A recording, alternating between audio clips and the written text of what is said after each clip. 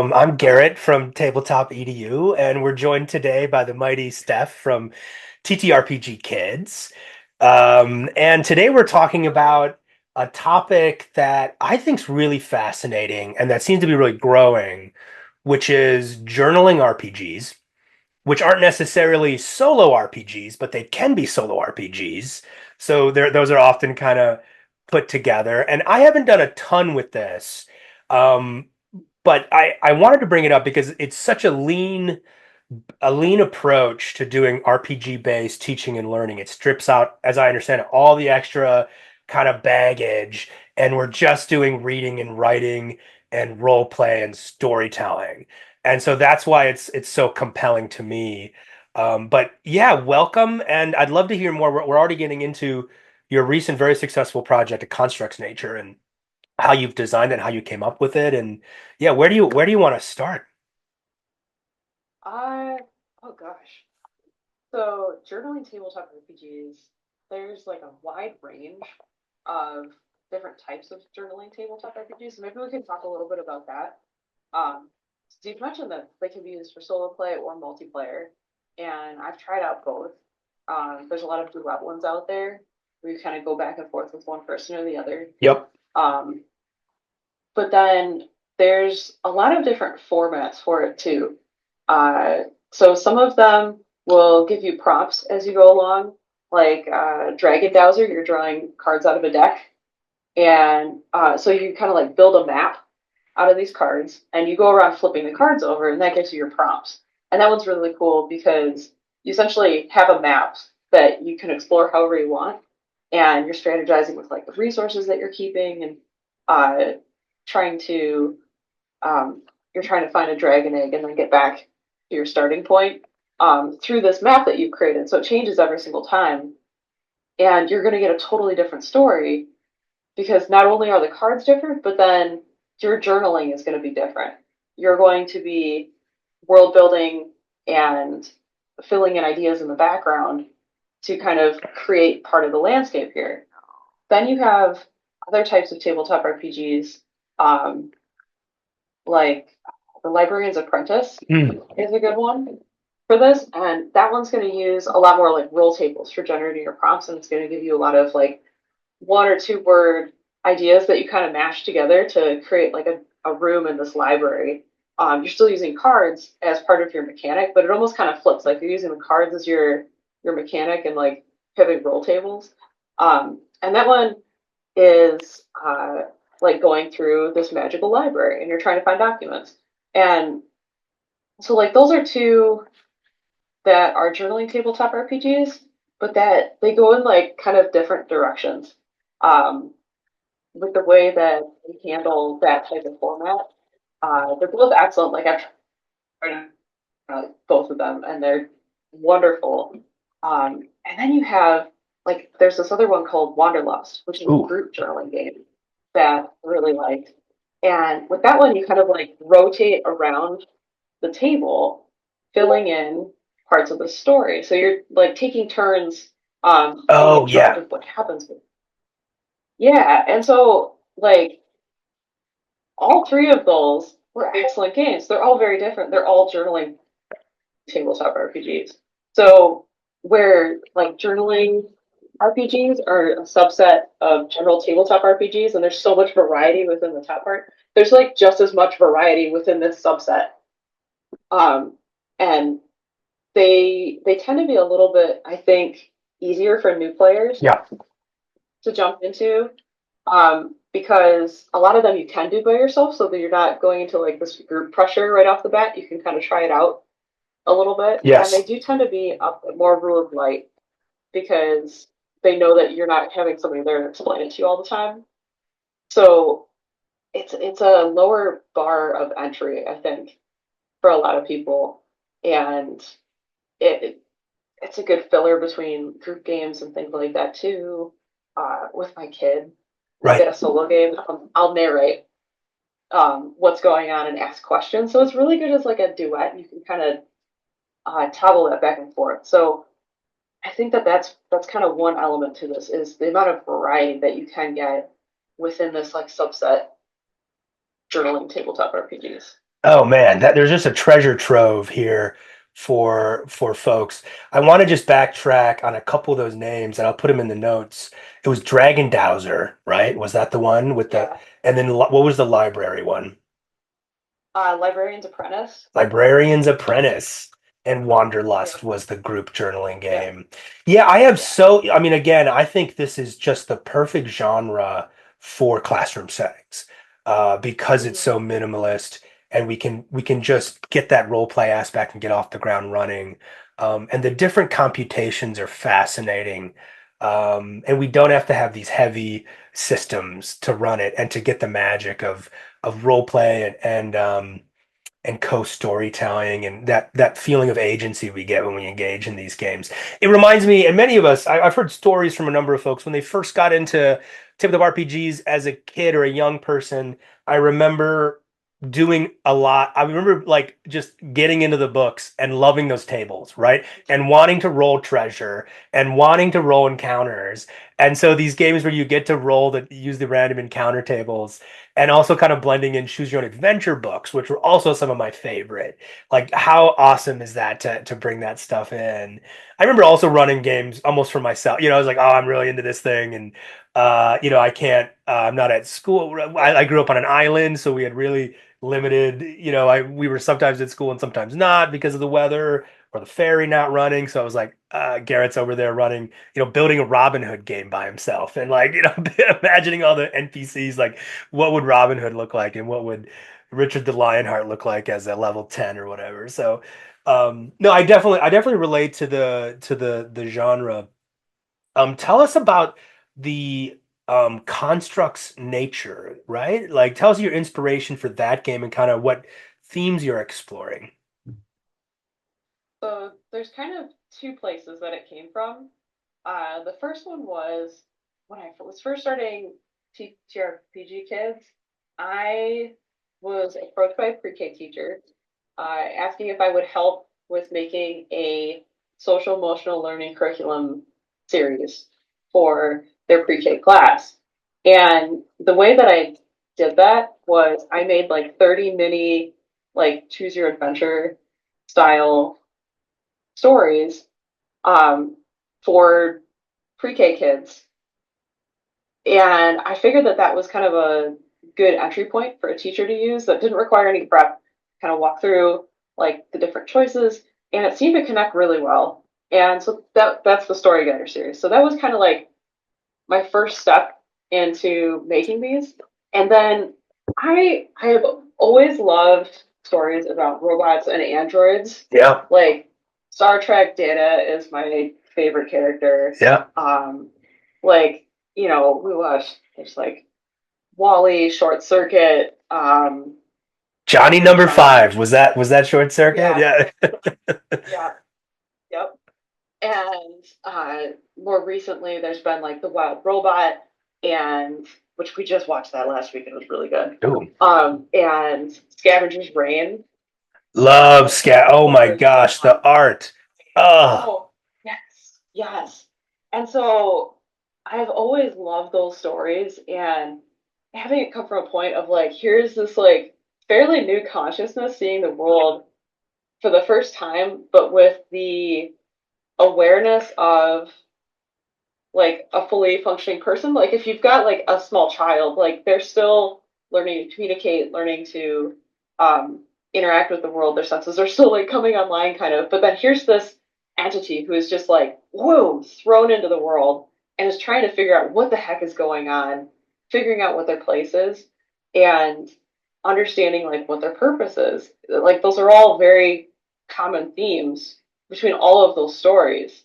And I love that. And I wanted to write a game about that. And I thought that having like kind of a choose your story meshed with a journaling game would be the perfect medium for that because it's going to give me the opportunity to sort of walk through like these really core elements, but then still give the player a ton of freedom to world build, make decisions, choose which companions they pick up, mm. what kind of paths they take their character down. Do they want to go like this altruist kind of route? Are they going to go kind of like a self-preservation sort of route? Are they going to side with kind of the magical forces in the area? Are they going to side with nature or technology? Um, and each one has a different lesson that it teaches, um, or that it lets you grab onto. So it was kind of a mesh between my experiences from the story guider games and then my love of just all of these android robot kind of types of characters that have just sort of permeated the media that I grew up with and recent media that like my kids getting into now. Um, so that was kind of where that came from, and I really like the journaling format. Like it's just low pressure. It's relaxing. You pick it up for a little bit. You've got a rainy day and a mug of tea. You're kind of set. Like it's gonna feel kind of cozy.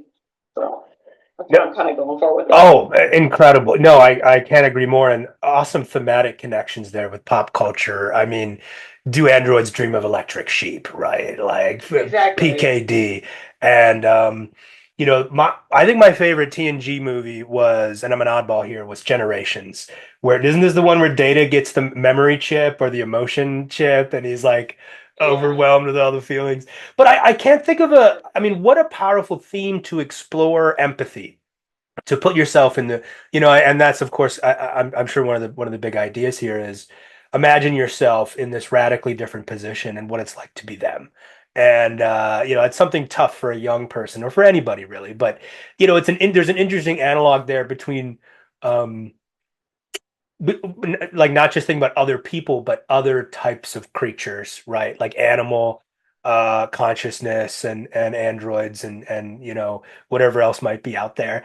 There's a feeling of awesome, right? There's a lot of literature now looking at the feeling of awe we get and how good that is for us humans to kind of recalibrate and set our perspective. And when I encounter these sort of themes, I definitely feel that. And sci-fi, especially sci-fi that's you're a part of the story like you are in these great TTRPGs is really powerful, I think. So salute. I can't wait to get my copy. I definitely backed it. And also you guys had like a duo kind of deal with Hatchling Games, right? They've got a gorgeous game that came out. It was like the solar punk diving kind of game. Yeah. Yeah, anyway, maybe we'll save that for Rich to riff on. Um, Yeah. That one, I will say, so I mentioned Dragon Dowser before. It's the sequel to that, or like a companion to that. So it's like the ocean version. Um, like so Dragon Dowser was about saving dragons, and then this one's like I believe like a sea dragon kind of conservation I see. spin on it. So Oh man, I'm yeah. adding all these to my cart. Um, Yeah, kind of building off some of these ideas. What's it like to? It's been a very long time since I've gotten into single player or solitary gameplay. I've become very much a multiplayer guy, both in tabletop and video games. I have a hard time with single player games. Um, Even like Baldur's Gate, right? Like I don't know if you're into this or you've played it, but awesome. One of the few games I've been able to actually play single player lately. Um, but half of my playtime was also with buddies, right? So there's Yeah. something I found really compelling about being witnessed and doing things together with people. It feels so much more real, and maybe that's an artifact of the social media, moment we live in, where everything needs to be witnessed and liked and so forth. And I get a lot of motivation and inspiration from that. I was an old drama nerd, and so being up on stage sometimes or being at the center of attention, I really enjoy. But what is it like? And then I want to talk a little bit about my experience using journaling style RPGs in the classroom. But tell us a little bit about what's it like to play these and why you find it compelling. Do you find it very different from playing tabletop RPGs or other games multiplayer? You mentioned the duet format. So You mentioned, and just to say, you also mentioned the duet format, which is a kind of a different way of doing it as well. yeah. So I think with kind of with doing the solo play, I'm a hardcore introvert, so I was also in drama club in like high school. but I was on the behind the scenes crew, so I was running the lights, and I did not like being on stage. So this is kind of like I love playing multiplayer tabletop RPGs and seeing how everyone's characters interact and being part of that social experience. But then this also gives me an opportunity to kind of step back, still play the games that I like, but kind of go through that like self recharge of having individual time and having something that can be like a little on the private side Yeah. of getting into that self reflection. um, I like the ones that give you like really good self reflection prompts. A lot of times they're short. It's only like a sentence or two, but it makes you think. Like with sci-fi, uh, so you mentioned like Do Androids Dream of Electric Sheep and like Isaac Asimov. A lot of his writings are very like thought provoking, Mm. and I like that sci-fi where it makes you think about it and you kind of start, oh, this is how this connects to here and this connects to here, and that's why he set that up earlier. And you can kind of, I think, you get that from seeing like a GM set things up in a multiplayer tabletop RPG, but you can get that from a single player tabletop RPG too. So when my social battery is low, but I still have the Yeah. urge to like get into that reflection and seeing all the connections made, this is a really good opportunity for me to kind of satisfy that. Um, without like I said, without having to dip into the social battery because mine tends to be a little small, I think. So, and it's just how I am. Um, and then with the duet play, um, one thing that I really like about that is it's fairly structured um, for when I have kind of like that low social battery, but still want to do something with kiddo. Um, So there's usually no prep required because it's going to give you all the prompts as you play. Um, and it's a very easy way for me to connect with him while playing a fun game. And then I also get like some incredible insights into what's going on in his head because since I'm asking the questions and then helping with writing them down because like kiddo's 6 years old, we're practicing writing, but sometimes, if it's a longer sentence, like I'll help them out. So it's kind of it's a way to get a view into my kid's head. Yeah. And some of the answers that kiddo has had have been just like, I'm sitting back and I'm like, okay, wow, that was actually like pretty insightful, like coming from my 6 year old. And so I have a lot of respect for that.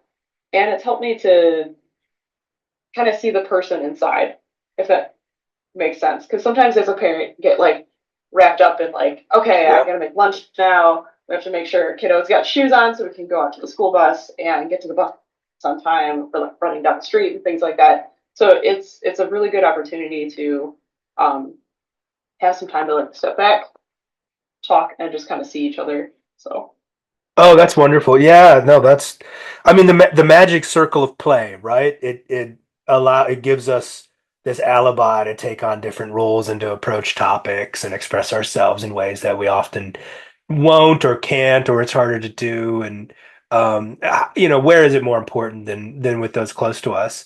But it's hard to do, right? Like you're saying, as a parent, like it's, oh my gosh, all the work and all the routine and yada yada. And so it gives us an opportunity to get out of that role, and that's a real gift, I think. So I'm excited to start. My little guy is going to be 3 this Christmas, so we're starting to play with some card games, like some matching, some simple games, and we've been playing with a little bit of like almost like fill in the blank style storytelling. Like I'll have a book and I'll be like, well, what happens next? Or what color, where do we go? And that sort of stuff. And so I see it as sort of pre-RPG play, like getting him involved in games that way. But I'm going to start doing more research on actual kind of games to bring in a little more formally.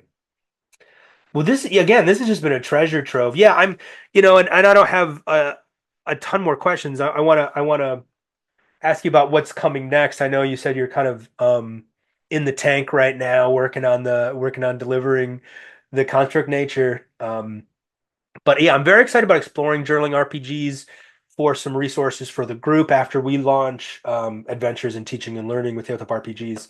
I remember when my first teaching job, I did tutoring in college, and I was like a TA, so I taught like World Western Civ, and I loved that, and I tutored that. But then it was the summer after I graduated, I worked for Upward Bound, and so I don't know if you're familiar with the program, but it's like first gen college students, and and I was one of these folks, and we had a summer camp where these kids would come from the community and stay on campus, and so I would teach high school kids like a Western Civ and an ELA course, like a freshman comp course. And we had journaling. And by far the most output I ever got out of these kids was in journals, right? And what they would put into those journals was sometimes just really personal, really powerful, and you would get stuff there that, because it was so much more free form. Maybe the word we're looking for again is agency that we talk about in TTRPGs, and it was such a powerful space for me to connect with the students. And I would take time to write back to them, right? Like they'd hand them in. I think it was like twice a week they'd hand them in, and I'd pass them back, and we'd do another entry, or we'd just do free write. And so it's something I've tried to incorporate into my teaching in subsequent years, just the power of journaling. And I just wanted to share that for educators out there who maybe aren't doing it. More related to RPGs, when I was teaching my seminar, what games have to teach us about power and pedagogy last spring, I had a tabletop RPG game that kids would play. And so it was sort of bimodal, where throughout the week we'd have small group sessions, and I'd rotate between groups, and we'd actually run, a group of 6 students, and I'd run as GM for a while. And then eventually that would scaffold where students were running as GM for that group, but it started with me. But then in between, I had them in Discord, and then I would do this sort of more epistolary style or duet style exchange with them and their character in the world.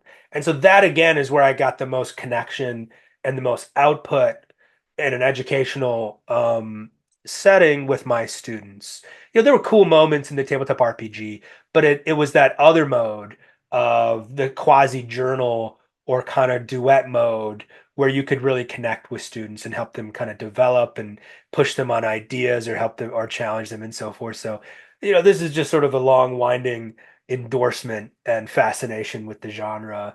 And I'm thinking more about if I were to do this again or when I do this again, how I might incorporate more formal journaling RPGs. And incorporating that journaling element into classroom settings, it can be very easy and like small. Like so it's not adding to class time. So just for anybody who's watching and like thinking about adding it. So I ran a freshman engineering course. Or like I wasn't running the whole course that I was teaching it from this curriculum developed by the department. But I did get to put my own spin on some elements of it where um, I added this overarching story throughout the semester. It's like this is why we're doing the project is because on day one you make a fictional engineer you're going to represent their journey throughout the semester. And then at the end of each class in the notes that they would normally be taking, I added one small thing where I was like, what did your engineer learn and how did they grow? And Ah, so it was essentially they're playing this engineer throughout the semester. Um, and seeing how this job here is an internship and it helped to make this connection that 7 lessons from now we have this other job that we got because of networking from this one internship we had in like sophomore year of college. So it's kind of like they get to see that progression, but then the journaling, the prompt before was like, what did you learn? And now it's, what did your engineer learn? And the responses were so much better when it was, what did your engineer learn instead of what did you learn? Because I think there is that like tiny degree of separation that just lets them kind of go from it. And some students, they were playing themselves. Other students, like one guy made Iron Man, like he played Tony Stark yeah, throughout the of semester. course, yeah. And like it worked. Another one, like a couple people made up like these totally fictional characters with outrageous goals. And it was like, okay, cool, go meet that. Right. See how this builds that career. Yeah. No, and it's yeah, I think it's that power to it's when it's too close to the bone, the stakes feel too high, and we kind of have this myopia. And but when we have that alternate ego, it really helps us see perhaps with more clarity and also more fun, more playfulness, which Yeah. we know is a great precursor for creativity and so forth.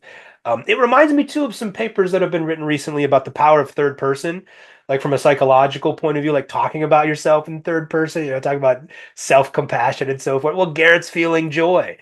Garrett's feeling sadness, it is a way of like, making it a little more concrete and real and easy to kind of talk about and understand. So I think there's some of that going on with the role play. What a cool trick. I think that idea of having a fictional role play character and so help me with that a little more. So each student had their own character or there was a shared character for the course. So the first time that I tried it, we did a shared character for the class, and I did get good feedback from that. And there was like an improvement in the responses. However, when I put the survey out at the end of the semester, they had learned all the points that we had set out that were like kind of additional, like, picking up practical examples of networking and stuff instead of just telling them in class, this is what networking is. Um, so they had picked up on that and that had all improved. But I did get a lot of feedback that people were kind of like, "Oh, I wish I had my own character." Yeah. Like they were actively asking in the survey for more creative freedom with it, and so I was like, "Okay, I thought that was going to be like too much for them." And then so the next semester, I was like, "Okay, make your own character, kind of like say what some of their strengths and weaknesses are." They weren't picking stats, but they were kind of picking stats. Um, and then I let them kind of have free reign with it. And the comments at the end, I think one person was like, "This felt kind of silly," out of like, Right. 30 students or something. Yeah. But then the other 29 were like, "Oh yeah, this was okay." Yeah. And I was like, "Okay, cool." Everyone wanted their own character and they wanted that agency instead of having just one group engineer that they were following in the class. So Oh man, what an awesome simple teaching and learning um technique. What would you call that? Have you heard where did this have you heard of this or did you come up with this? I kind of came up with it. It was a bit influenced by the the base curriculum did have some stories associated with the projects, but they were disconnected. And I was like, we should connect this to Yes. like a TTRPG story. Yes. And then from there, I'm like, well, if we're gonna do that, we need a character. Yep. And it kind of like evolved from there, and just kind of. So I have played and essentially written a like 1 to 2 thousand word book report on well over 100 tabletop RPGs because of TTRPG Kids, like what I'm posting on the site. So there's like a learning through osmosis, I think, kind of going on with that, where just by proximity to it, reading through so many, you pick up on this worked, this didn't. I like this. I've seen my kid learning through these elements. So there's like three things, and it's like, okay, well, what if we combine them all? And so it's kind of it kind of evolved from that. Like it was like an intuitive kind of. It was more like a feeling. Yeah. And then since then, I've read papers on, oh hey, this is an actual thing. I was like, cool. Arrive at the same point, kind of. Um, but I think it really came from just being in contact with a lot of different games and starting to look at it more and more from a teaching perspective. Right. And seeking out kind of those points that would work for a teaching situation. It's an awesome approach. Yeah, I'd love to write about it. Yeah, that's a great thing. I'd like to share that idea more, if you don't mind. I'd certainly credit you.